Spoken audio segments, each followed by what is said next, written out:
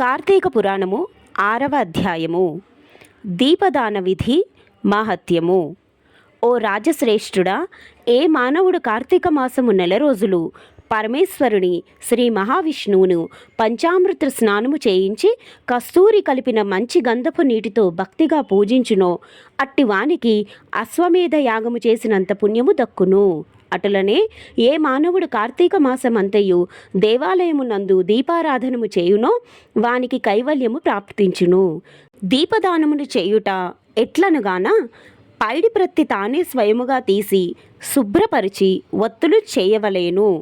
వరిపిండితో గాని గోధుమ పిండితో గాని ప్రమిద వలె చేసి దానమియ్యవలెను. శక్తి కొలది దక్షిణ కూడా ఇవ్వవలెను.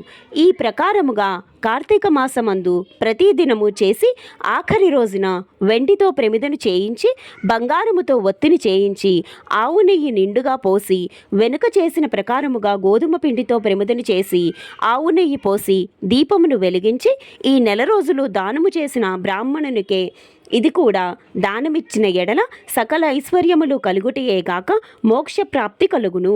దీపదానమును చేయువారు ఇట్లు వచింపవలెను.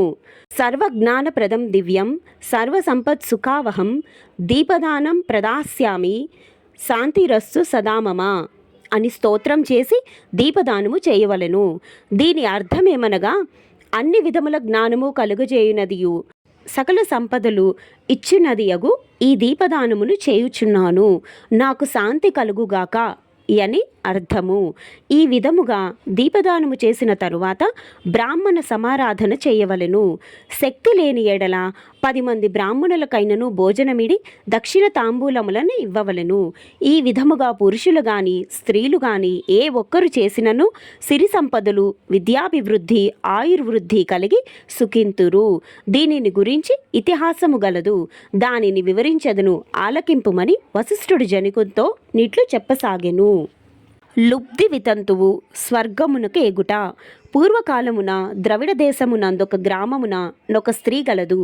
ఆమెకు పెండ్లి అయిన కొలది కాలమునకే భర్త చనిపోయెను. సంతానము గాని ఆఖరికి బంధువులు గాని లేరు. అందుచే ఆమె ఇతరుల ఇండ్లల్లో దాసి పని చేయుచు అక్కడనే భుజించుచు ఒకవేళ వారి సంతోషము కొలది ఏమైనా వస్తువులు ఇచ్చిన ఎడల ఆ వస్తువులను ఇతరులకు హెచ్చు ధరలకు అమ్ముకొనుచు ఆ విధముగా తన వద్ద పోగైన సొమ్మును వడ్డీలకు ఇచ్చి మరింత డబ్బును కూడబెట్టుకొనుచు దొంగలు దొంగలించి తీసుకువచ్చిన వస్తువులను తక్కువ ధరకు కొని ఇతరులకు ఎక్కువ ధరకు అమ్ముకొనుచు సొమ్ము కూడబెట్టుకొని చుండెను.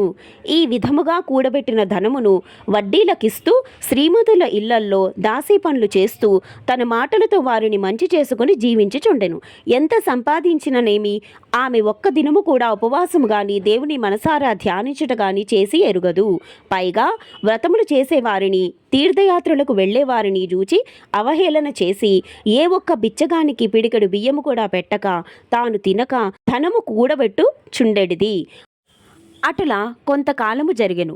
ఒక రోజున ఒక బ్రాహ్మణుడు శ్రీరంగములోని శ్రీరంగ నాయకులను సేవించుటకు బయలుదేరి మార్గమధ్యమున ఈ స్త్రీ ఉన్న గ్రామమునకు వచ్చి ఆ దినమున అతడు ఒక సత్రములో మజిలీ చేసెను. అతడు ఆ గ్రామములోని మంచి చెడ్డలను తెలుసుకొని ఆ పిసినారి స్త్రీ సంగతి కూడా తెలుసుకొని ఆమె కడకు వెళ్ళి, అమ్మా, నా హితవచనము ఆలకింపుము. నీకు కోపం వచ్చినా సరే నేను చెప్పుచున్న మాటలను ఆలకింపుము. మన శరీరములు శాశ్వతము కావు, నీటి బుడగల వంటివి.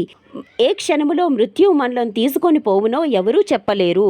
పంచభూతములు సప్తధాతువులతో నిర్మించబడిన ఈ శరీరములోని ప్రాణము జీవము పోగానే చర్మము మాంసము కుళ్ళి దుర్వాసన కొట్టి అసహ్యముగా తయారగును. అటువంటి ఈ శరీరాన్ని నీవు నిత్యమని భ్రమించుచున్నావు. ఇది అజ్ఞానంతో కూడిన దురాలోచన. తల్లి, నీవు బాగా ఆలోచించుకొనుము. అగ్నిని చూచి మిడత దానిని తినేద్దామని భ్రమించి దగ్గరకు వెళ్ళి భస్మమగుచున్నది. అటులనే మానవుడు కూడా ఈ తనువు శాశ్వతమని నమ్మి అంధకారములో బడి నశించుచున్నాడు.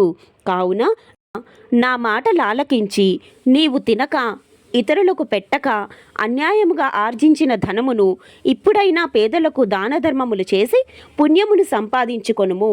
ప్రతిదినము శ్రీమన్నారాయణుని స్మరించి వ్రతాధికములను చేసి మోక్షము నొందుము. నీ పాప పరిహారార్థముగా వచ్చే కార్తీక మాసమంతయు ప్రాతకాలమున నదీ స్నానం ఆచరించి దాన ధర్మములు చేసి బ్రాహ్మణులకు భోజనం పెట్టినచో వచ్చే జన్మలో నీవు పుణ్యవతివై సకల సౌభాగ్యములను పొందగలవని ఉపదేశం ఇచ్చెను. ఆ వితంతువు బ్రాహ్మణుడు చెప్పిన మాటలకు తన్మయురాలై మనస్సు మార్చుకొని నాటి నుండి దాన ధర్మములు చేయుచు కార్తీక మాస వ్రతం ఆచరించుటచే జన్మరాహిత్యమై మోక్షమునొందెను.